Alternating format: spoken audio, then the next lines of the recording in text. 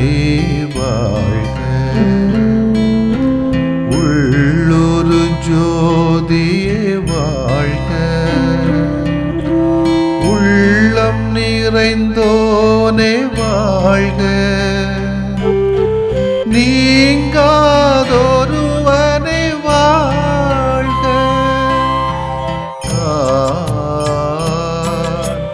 ஒளி பொருந்திய அழியாத ஆன்மா.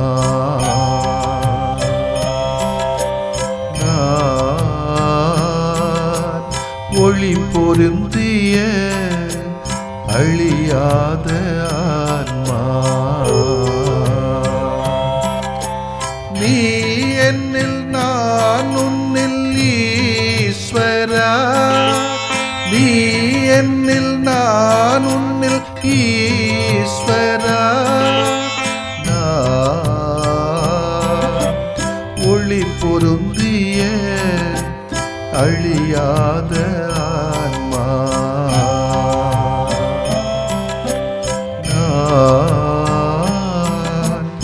ஒளி பொருந்திய அழியாத ஆன்மா.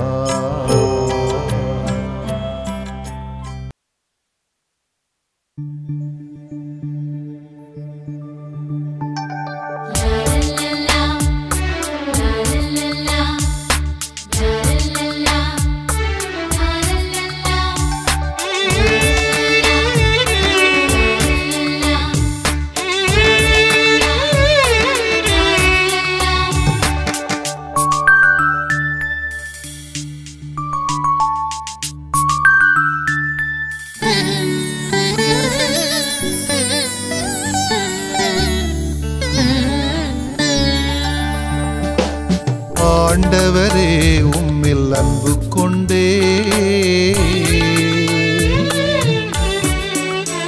இனி ஆனந்தமாய் உம்முன் வாழ்ந்திடுவே.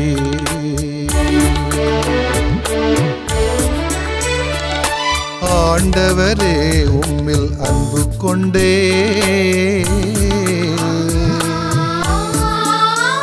இனி ஆனந்தமாய் உம்முன் வாழ்ந்திடுவே.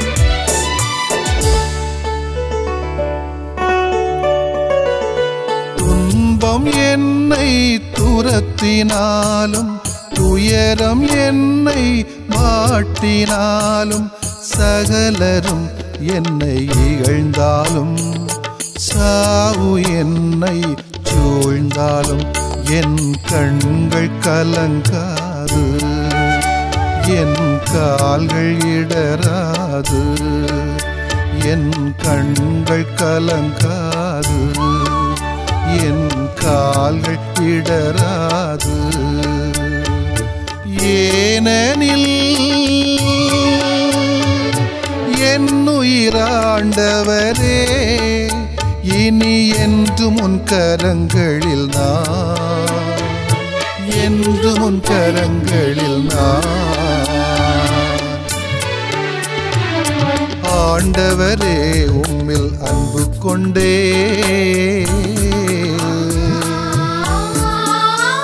இனி ஆனந்தமாய் உம்முன் வாழ்ந்திடுவே.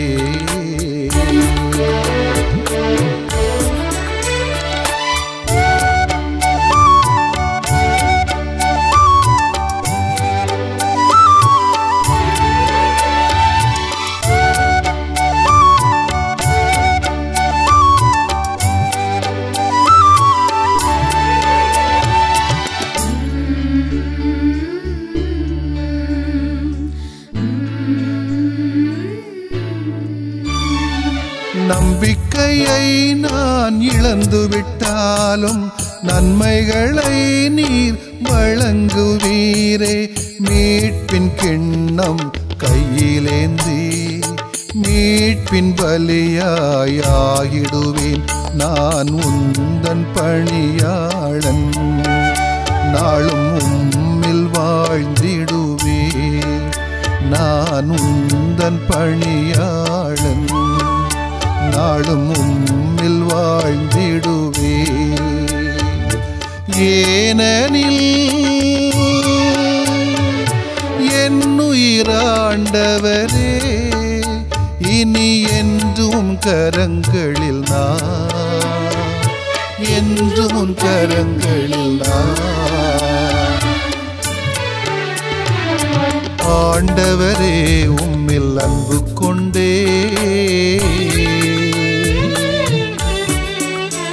இனி ஆனந்தமாய் உம்முன் வாழ்ந்திடுவே.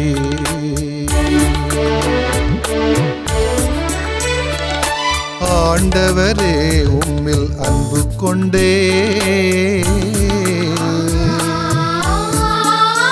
இனி ஆனந்தமாய் உம்முன் வாழ்ந்திடுவே.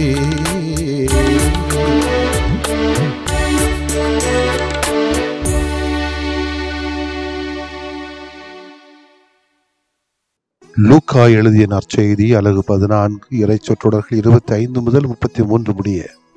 அக்காலத்தில் பெருந்திரளான மக்கள் இயேசுவோடு சென்று கொண்டிருந்தனர். அவர் திரும்பி பார்த்து அவர்களிடம் கூறியது, என்னிடம் வருபவர் தம் தந்தை, தாய், மனைவி, பிள்ளைகள், சகோதரர், சகோதரிகள் ஆகியோரையும் ஏன் தம் உயிரையுமே என்னை விட மேலாக கருதினார் அவரின் சீடராக இருக்க முடியாது. தம் சிலுவையை சுமக்காமல் என் பின் வருகின்றவர் எனக்கு சீடராக இருக்க முடியாது. உங்களில் யாராவது ஒருவர் கோபுரம் கட்ட விரும்பினால் முதலில் உட்கார்ந்து அதை கட்டி முடிக்க ஆகும் செலவை கணித்து அதற்கான பொருள் வசதி தம்மிடம் இருக்கிறதா என பார்க்க மாட்டாரா? இல்லாவிட்டால் அதற்கு அடித்தளமிட்ட பிறகு அவர் கட்டி முடிக்க இயலாமல் இருப்பதை பார்க்கும் யாவரும் ஏளனமாக இம்மனிதன் கட்டத் தொடங்கினான், ஆனால் முடிக்க இயலவில்லை என்பார்களே. வேறு ஒரு அரசரோடு போர் தொடுக்கப் போகும் அரசர் ஒருவர் 20,000 பேருடன் தமக்கு எதிராக வருபவரை 10,000 பேரை கொண்டு எதிர்க்க முடியுமா என்று முதலில் உட்கார்ந்து சிந்தித்து பார்க்க மாட்டாரா? எதிர்க்க முடியாதெனில் அவர் தொலையில் இருக்கும் போதே தூதரை அனுப்பி அமைதிக்கான வழியை தேட மாட்டாரா? அப்படியே உங்களுள் தம் உடைமையை எல்லாம் விட்டுவிடாத எவரும் என் சீடராய் இருக்க முடியாது. ஆண்டவரின் அருள்வாக்கு. இறைவா, உமக்கு நன்றி. கிறிஸ்து இயேசுவிலே பிரியமுள்ள சகோதரிகளை, சகோதரிகளை, ஆண்டின் பொதுக்காலத்தின் 23வது ஞாயிற்றுக்கிழமை இன்று என்னுடைய சிறப்பான வாழ்த்துக்களை, ஜெபங்களை உரித்தாக்கிக் கொள்கிறேன். ஏதோ சாமியாரையும் சிஸ்டரையும் பற்றி பேசணும்னு நினைக்கக்கூடாது. சீடத்துவன்னு சொன்ன உடனே ஒவ்வொரு கிறிஸ்தவனையும் கிறிஸ்தவளையும் பற்றி தான் ஆண்டவர் இயேசு பேசுகிறார். ஒருவேளை அவர்கள் குருவாக இருக்கலாம், பொது நிலையராக இருக்கலாம், துறவிகளாக இருக்கலாம், யாராக இருந்தாலும் சரி, இயேசுவை முழுமையாக பின்பற்ற வேண்டும் என்று விரும்பினால், முடிவு செய்தால், அவனுக்கு கிடைக்கப் போவது ஒன்று உறுதி சிலுவை துன்பங்கள், இரண்டாவது முடிந்த வரைக்கும் எல்லா உடைமைகளையும் விட்டுவிட வேண்டிய சூழல் வரும், மூன்றாவது நம்முடைய உறவுகள் இருக்கிற நெருங்கிய உறவுகள் அனைத்தையும் இழக்க வேண்டியது இருக்கும், நான்காவது இருக்கிறது மிக முக்கியமாக உயிரை கூட நம்மளை கொல்லுவானுங்க, அந்த அளவுக்கு கூட துன்பங்கள் வரும் என்ற ஒரு எச்சரிக்கையை தான் இயேசு சுட்டி காட்டி, நீ உண்மையாகவே என்ன பின்பற்றணும்னா நீ உட்கார்ந்து யோசி, முதல்ல முடியுமா முடியாதா அப்படின்னு யோசித்த பிறகு என்னை பின்பற்றி வா, அவசரப்படாத என்பதுதான் இயேசுனுடைய யதார்த்தமான ஒரு அழைப்பாக இருப்பதை நான் கண்டு உணர்கிறேன். எல்லாரும் நல்லவங்க, எல்லாரும் திறமையானவங்கன்னு சொல்ல முடியாது. இந்த நற்செய்தியிலே கோபுரம் என்று இயேசு சொல்வது திராட்சை தோட்டத்தில் பாதுகாப்பிற்காக அமைக்கப்படுகிற கோபுரமாக இருக்கலாம். பொதுவாக பாலஸ்தீன பகுதிகளிலே திராட்சை தோட்டத்தை பாதுகாப்பதற்காக உயர்ந்த கோபுரங்களை அமைப்பார்கள். அந்த கோபுரம் தங்குமிடமாகவும் திருடர்களிடமிருந்து தோட்டத்தை பாதுகாப்பதற்கு வசதியாகவும் அமைக்கப்பட்டிருக்கும். ஒரு கோபுரத்தை கட்டி பிடிக்காமல் இடையில் விட்டு விடுவது ஒருவருக்கு அவமானத்தை தருவக்கூடியது. அதே போல இயேசுவை பின்தொடர்ந்து விட்டு இடையில் செல்வது நமக்கு மிகப்பெரிய அவமானம். ஒரு கிறிஸ்தவராக இருந்துக்கிட்டு திடீர்னு கஷ்டம் வருதுன்னு சொன்னோன்னே சாமியார் மோசம், பிஷப் மோசம், போப்பாண்டவர் மோசம், திருத்தந்தை மோசம் அங்கே பெரிய பிரச்சனைகளாக இருக்குது, ஜாதிய பிரச்சனை, அந்த பிரச்சனை, இந்த பிரச்சனை ஒதுக்கி ஓடுறானே, இது எல்லா இடத்துலையும் இருக்கக்கூடிய பிரச்சனை தானே. அதுக்காக ஓடி போனேன்னு சொன்னால் நீ கிறிஸ்தவனாக இருக்க முடியாது. இயேசுவை பின்தொடர்வதற்கு முன்னால் நமது பலவீனங்கள், பலம் ஆகியவற்றை கருத்திலே கொண்டு நம்மையே தயார் நிலையில் உட்படுத்தி சீர்படுத்தி ஆய்வு செய்து அவரை பின்பற்ற வேண்டும். ஆனால் இயேசுவை பின்பற்ற ஆரம்பித்த பிறகு எக்காரணத்தை கொண்டும் அதனால் ஏற்படுகின்ற சவால்களை கண்டு பயந்து ஓடிவிடாதே என்பது இயேசுனுடைய ஆதங்கம். இயேசு ஏன் தன்னை முழுமையாக பின்பற்ற நம்மை கேட்கிறார்? முழுவதுமாக இயேசுவை பின்பற்றுவது எளிதான காரியமா? சவால்களை எதிர்கொள்வது கடினமானது அல்லவா? அப்படி இருக்கிற போது அது நம்மால் முடியக்கூடிய காரியமா என்றெல்லாம் நமக்குள்ளாக கேள்விகள் எழும். ஆனால் மனம் இருந்தால் போதும், இயேசுவை பின்பற்ற வேண்டும் என்ற எண்ணம் இருந்தால் போதும், அவர் நம்மை வழிநடத்துவார் என்பது நாம் பெறக்கூடிய ஆறுதல் செய்தி. இயேசு நான் பின்பற்ற வேண்டும், பின்பற்றுவேன் என்ற உறுதி இருந்தால் போதும், அந்த உறுதி நம்மை வழிநடத்தும். நீச்சல் பழக வேண்டும் என்று ஆசைப்படுகிறவர் தன்னால் நீந்த முடியும் என்று மனதளவிலே உறுதியாக இருக்க வேண்டும். அப்போதுதான் அவரால் முழுமையாக நீந்த முடியும். அதே போலத்தான் நமது சீடத்துவ வாழ்வு, நமது தனிப்பட்ட வாழ்க்கையில் இயேசுவை பின்பற்ற வேண்டும் என்ற ஆசை இருக்கிறதா? அவரை பின்னால் பார்த்து கொள்ளலாம், இப்பொழுது வேண்டாம் என்று கூட நீங்கள் முடிவு பண்ணலாம். அது நம்மளை பொறுத்தது. எனவே உறுதிப்பாடு எடுத்தோம்னா செயல்பாட்டில் இறங்கிட வேண்டியதுதான். ஆனால் எந்த அழைப்பிற்கும் கடவுள் என்னை வழிநடத்துவார் என்கிற நம்பிக்கை, விசுவாசம் இருந்தால் மட்டும்தான் உண்மையான கிறிஸ்தவத்திலே நடைபயணிக்க முடியும் என்பது என்னுடைய அனுபவம். இயேசுவை முழுமையாக பின்பற்ற முடியும். இதைத்தான் இன்றைக்கு திருச்சபை நினைத்து பார்க்கிற அருளாளர் ஃப்ரெடரிக் ஓசானா நமக்கு நினைவுபடுத்துகிறார். ஒவ்வொரு மனிதனுக்கும் பொருந்தாத மதிப்புள்ள ஒரு மனிதன் நம்புகிறார். ஃப்ரெடரிக் பாரிஸ் நகரின் ஏழை மக்களுக்காக நன்கு சேவை ஆற்றினார். மேலும் அவர் நிறுவிய செயின்ட் வின்சென்ட் பாவுல் சொசைட்டி மூலம் உலகின் ஏழைகளுக்கு சேவை செய்வதற்காக மற்றவர்களை ஈர்த்தார். அவர் தொடங்கி வைத்த சேவை இன்றும் உங்களுக்கு தெரியும் நடைபெற்று பல பங்குகளில் இருக்குது. ஃப்ரெடரிக் ஒரு பிரெஞ்சு இலக்கிய அறிஞர், வழக்கறிஞர், பத்திரிகையாளர், சமூக நீதி வழக்கறிஞரும் ஆவார். இவர் சக மாணவர்களோடு இணைந்து கருணையின் மாநாடு என்ற ஒரு அமைப்பினை முதலிலே நிறுவினார். இந்த அமைப்பு தான் பின்னாளிலே புனிதர் வின்சென்ட் பாலின் சமூகம் என்று அழைக்கப்பட்டது. 1997 ஆண்டு ஆகஸ்ட் மாதம் 22 திருத்தந்தை 2ஆம் ஜான் பால் அவர்கள் இவருக்கு புத்தி பேர் பட்டமளித்தார். ஓகே, இவரிடமிருந்து நாம் கற்றுக்கொள்ளக்கூடிய பாடம் என்னவாக இருக்க முடியும் என்று கேட்டால், ஏழை எளிய மக்களுக்கு இறங்குகின்ற நல்ல மனம். அருளாளரான ஃப்ரெடரிக் ஓசானிடமிருந்து இதைத்தான் நான் முக்கியமாக பார்க்கிறேன். ஒவ்வொருவரும் அவரை போன்று எளியவரை கண்டு இறங்கினால் இந்த உலகில் இல்லாதவர் என்ற நிலையே இல்லாது போய்விடும். அப்படிப்பட்ட ஒரு உயர்ந்த உன்னத நிலைக்கு நாம் வந்திருக்கிறோமா என்ற கேள்வி நம்மை ஒரு மாதிரி உழுக்கிறது. இன்றைக்கு எளியவரை கண்டு இறங்குகின்ற மனநிலை பலருக்கு இல்லாது போனாலும் ஒரு சிலரேனும் நல்ல மனதோடு ஏழை எளியவர்களுக்கு உதவுவதையும், அதுவும் எந்த ஒரு விளம்பரமும் இல்லாமல் உதவுவதையும் நாம் கண்கூடாக பார்க்கிறோம். ஆச்சரியமாகத்தான் இருக்கிறது. அவர்களை குறித்து நாம் கேள்விப்படுகிறோம். நாம் ஏழைகளுக்கு இறங்கி உதவி செய்கின்ற போது ஆண்டவர் நம்மை நிச்சயம் கிடைக்க நோக்குவார் என்பது உறுதியாகவே கிறிஸ்தவத்தை பின்பற்றுகிற நாம் இந்த பிறருக்கு, குறிப்பாக ஏழை எளிய மக்களுக்கு உதவி செய்வதிலே வருகின்ற சிலுவைகளை தாங்கிக் கொள்ள, துன்பங்களை தாங்கிக் கொள்ளக்கூடிய சக்தியை கடவுள் தந்து அதே கடவுள் நம்மை வழிநடத்துவார் என்ற ஒரு நம்பிக்கையோடு நம்முடைய பணிகளை, வாழ்வையும் தொடர்வோம். ஆமேன். மன்றாடுவோமாக. அழைத்தலின் ஆண்டவரை இறைவா உம்மை போற்றுகிறோம். எங்களை உமது சீடர்களாக அழைத்தமைக்காக நன்றி. கலப்பையில் கை வைத்த பின்பு திரும்பி பார்த்தால் ஆகாது என்ற மொழிக்கேற்ப நாங்கள் உலகை திரும்பி பாராமல் உமது சிலுவை முன்னோக்கி பார்த்து நடைபோட அருள்தாரும் ஆண்டவரே. ஆமேன்.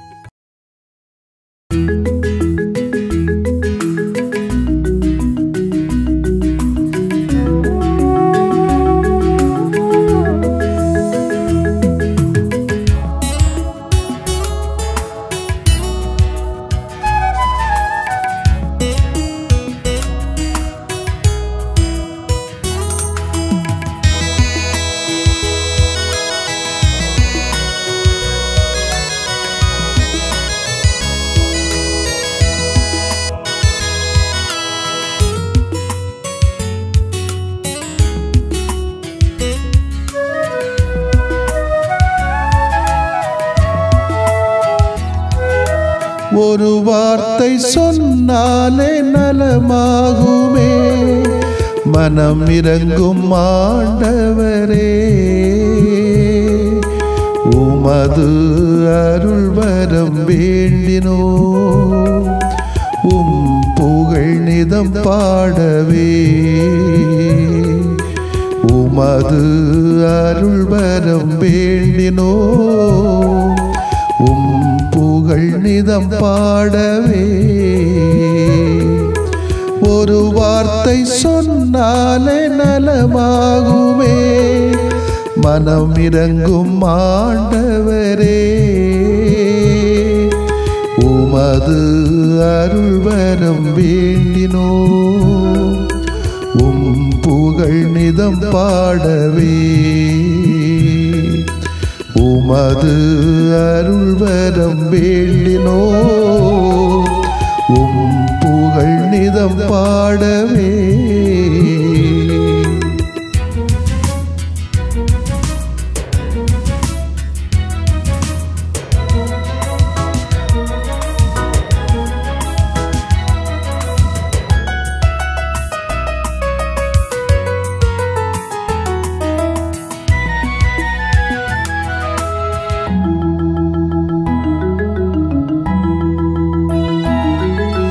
கொடும் நோயின் பிணி நீக்கி நலம் தாருமே.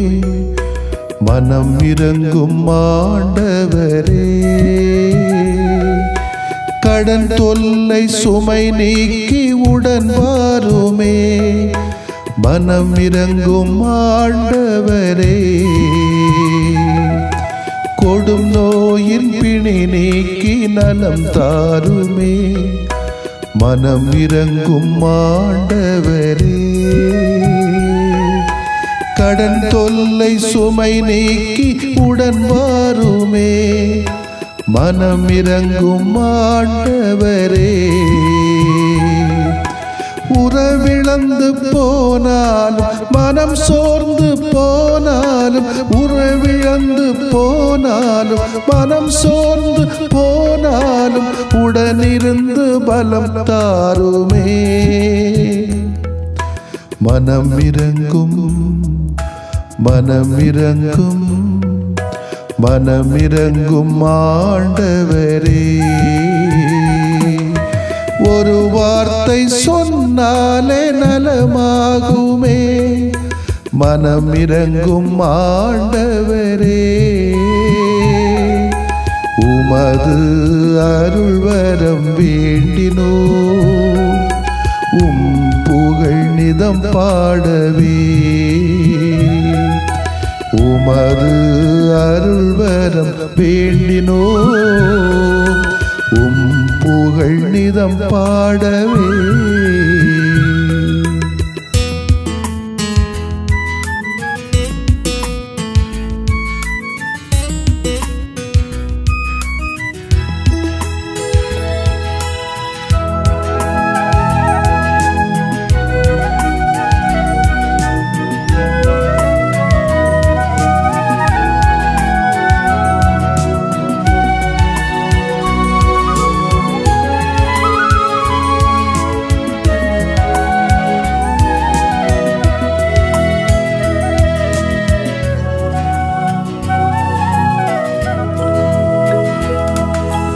இருள் போக்கி இனி வாழ்வில் ஒளி தாருமே. மனம் இறங்கும் ஆண்டவரே, கண்ணீரின் நேரத்தில் தாயாகவே. மனம் இறங்கும் ஆண்டவரே, இருள் போக்கி இனி வாழ்வில் ஒளி தாருமே. மனம் இறங்கும் ஆண்டவரே, கண்ணீரின் நேரத்தில் தாயாகவே. மனம் இறங்கும் ஆண்டவரே, உயிரில்லா வாழ்வினிலே உயிர் தந்த தெய்வம் நீ. உயிரில்லா வாழ்வினிலே உயிர் தந்த தெய்வம் நீ. துயர் போக்கி துணையாக வா, மனம் இறங்கும் மனம் இறங்கும் மனம் இறங்கும் ஆண்டவரே. ஒரு வார்த்தை சொன்னாலே நலமாகுமே. மனம் இறங்கும் ஆண்டவரே, உமது அருள்வரம் வேண்டினோ உம் புகழ் நிதம் பாடவே. உமது அருள்வரம் வேண்டினோ உம் புகழ் நிதம் பாடவே.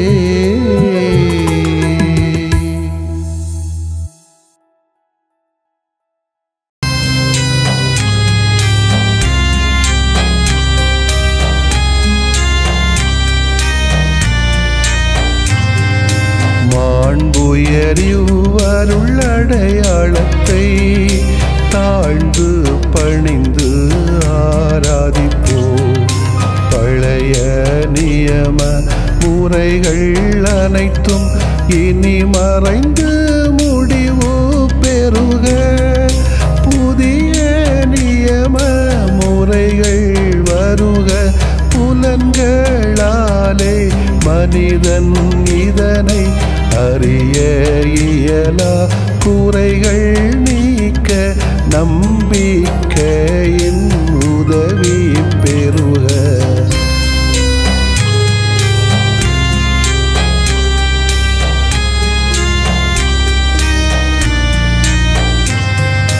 தந்தை அவர்க்கும் மகன் அவர்க்கும் புகழ்ச்சியோடு வெற்றியாக்கும். மீட்பின் பெருமை மாட்சிமையோடு வலிமை வாழ்த்து யாவுமாக. இருவரிடமாய் வருகின்றவராம் தூய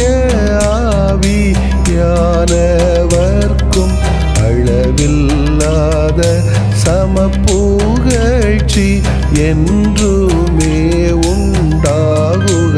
ஆமென்.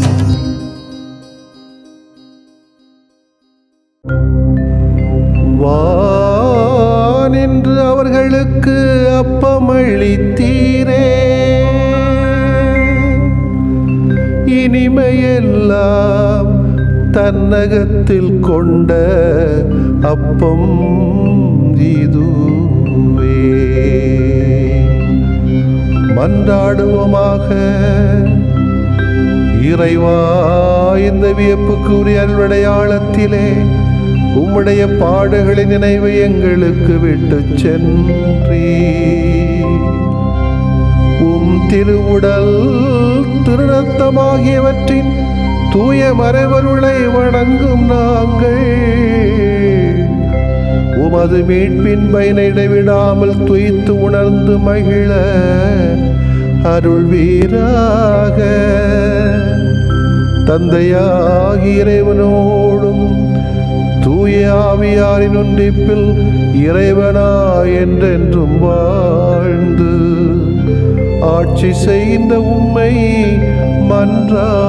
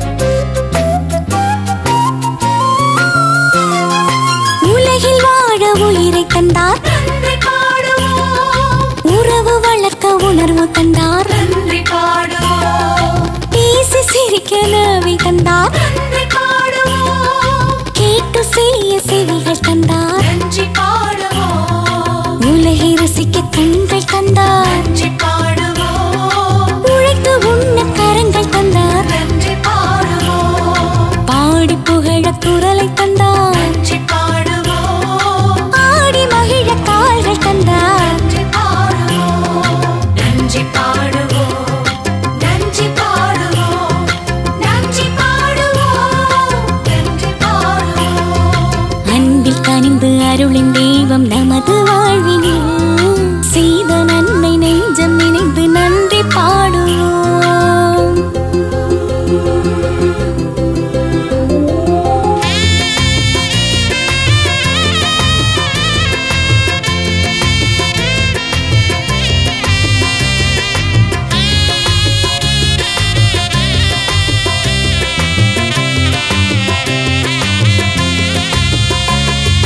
அகிலம் இணைக்க மொழியும் தந்தார், நன்றி பாடுவோம். ஆழ்ந்து உணர ஞானம் தந்தார், நன்றி பாடுவோம். தலையில் சிறக்க திறமை தந்தார், நன்றி பாடுவோம். கனிந்து உதமும் குணமும் தந்தார், நன்றி பாடுவோம். சுகங்கள் காக்கும் சுற்றம் தந்தார், நன்றி பாடுவோம். சுமைகள் பகிர நட்பு தந்தார், நன்றி பாடுவோம். நம்மை சுமக்க இயற்கை தந்தார், நன்றி பாடுவோம். நன்மை நினைக்க இதயம் தந்தார், நன்றி பாடுவோம்.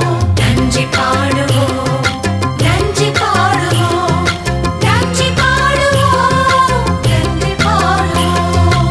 அன்பில் கனிந்து அருளின் தெய்வம் நமது வாழ்வினில் செய்த நன்மை நெஞ்சம் நினைந்து நன்றி பாடுவோம். அன்பில் கனிந்து அருளின் தெய்வம் நமது வாழ்வினில் செய்த நன்மை நெஞ்சம் நினைந்து நன்றி பாடுவோம்.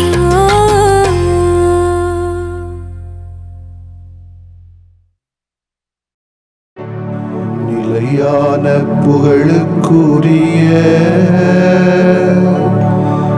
தூய இறை நன்மைக்கு எல்லா காலமும் தொழுகையும் புகழும் போற்றியும் ஆட்சிமையும் உண்டாக கடவது. போற்றியும் ஆட்சிமையும் உண்டாக கடவது. தந்தை, மகன், தூய ஆவியாரின் பெயராலே ஆமென்.